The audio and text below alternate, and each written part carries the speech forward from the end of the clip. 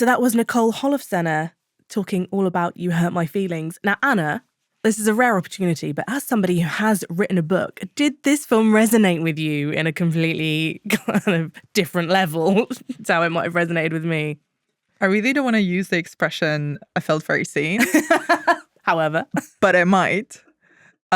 Especially in that clip, she mentions that she sent over hundreds of drafts of the book to her husband for his feedback. Yeah. Feedback is very important for any creative, especially for writers. We're very insecure creatures, especially around writing. And yeah, there is something about the vacuum of no response or no feedback that is truly one of the most horrific sensations I've ever felt. Yeah. And I'd like to take this opportunity to publicly shame my partner who has still not read the short stories that I have sent him to read. No, Sean. This is what happens when you ignore my request. Get your for act feedback. together. Yeah, you are being publicly shamed. Now you have to read John Ronson's. So now you have been publicly shamed. Very meta. But I just want to say, I mean, it might seem on the surface like a really minute premise for a film, right? An author, a writer who gets upset, gets hurt feelings, like in the title, because their partner does not like their work or does not like this book, right? And in this movie, Julia Louis-Dreyfus, who's made another brilliant film with Nicole Holofcener, Enough Said, which we both rewatched really recently. And enjoyed immensely. I mean, the glimmer in your eye is truly terrifying. And I just see Gandolfini popping up in your brain right there. So do I. But, sorry, Anna, carry on. However, the films of Nicole Holofcener are very much premised in that, in this profound ridiculousness of emotional entanglements and of feelings and of how something so small in the grand scheme of things can just completely overwhelm a life or a relationship. And the complications that arise from, friendships, parenthood, relationships, the intersection of all of those, And it's such a brilliant premise for anyone who's not, you don't have to be a writer, an author, or a creative in order to recognize the feeling of, the impact of a white lie, of trying not to hurt someone's feelings. Does this dress look well on me? Do you like my novel? Do you like this thing that I've cooked for you? It's genderless, but it is a familiar sensation to all of us. And stretching that out and exploring those emotions and the ridiculousness of them in depth is such a Holofcener hallmark.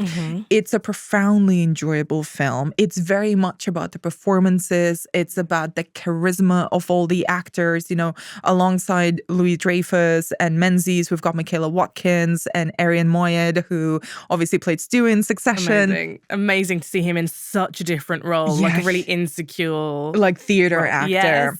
And they bounce off each other so well. And they also, the marriage of Beth and Don, who are, the lead characters, also have a teenage son, and their relationship comes into play. And none of the characters in the film are bad people. And their complications might be sort of considered small or very New York-y or very kind of middle upper class, which is not untrue, but that's the kind of the beauty of it. It's such a green tea kind of afternoon film, Yes. It's a perk me up. It is profound. It is really fun to watch.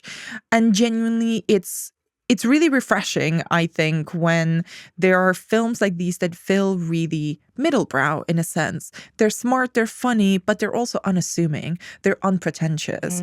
And they are probing at very particular experiences of being a human alive who has relationships of different kinds with people and is alive in the world and trying to do something with their life. And also, I think more widely what the film looks at is, what does success or failure feel like for people? Because both Beth and her husband Don are not necessarily kind of hyper successful New Yorkers. Beth is not a master successful novelist. She wrote one memoir and she's really aching and trying to get a novel off the ground, and she's teaching creative writing to people.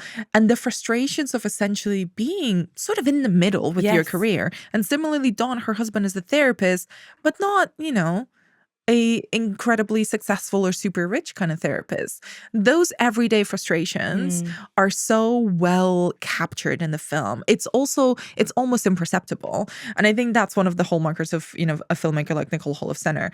She makes it look so easy and effortless that you cannot be blamed for ignoring or kind of missing or just having the craft and the detail of what she's put on the page and on the screen kind of wash over you, because it is also so deeply enjoyable. She does make the ordinary feel so incredibly extraordinary. Yes, precisely. Because they are ordinary people. And I loved that portrayal of the son who sort of feels like he's a third wheel in this relationship between his parents, which I've never really thought about before, but what an interesting concept. And again, it's those sort of life lessons that you don't really realize that you're soaking up until you're perhaps going through it yourself. And the whole idea of unconditional love, which, I get in spades from my mum, always have done. And I know that I will show her any work and she will love it.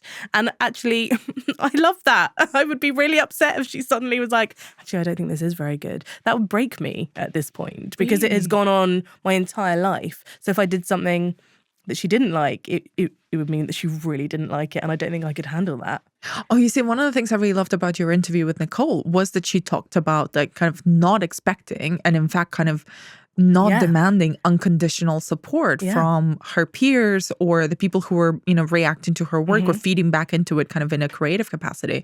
I'm very similar. I want edits. I want genuine feedback. I never have wanted from my peers, for sure. Like, I absolutely would always take on board constructive criticism and I ask for it.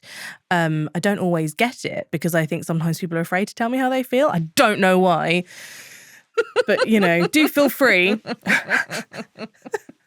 Thank you so much. What a beautiful review of a beautiful film, You Hurt My Feelings. Thanks very much for watching this video. I hope you enjoyed watching it as much as we enjoyed making it. While you're here, check out all the other videos because they're cool too, aren't they? Yeah, and if you want to keep up to date with everything Kermode and Mayo's take, then check out our social channels.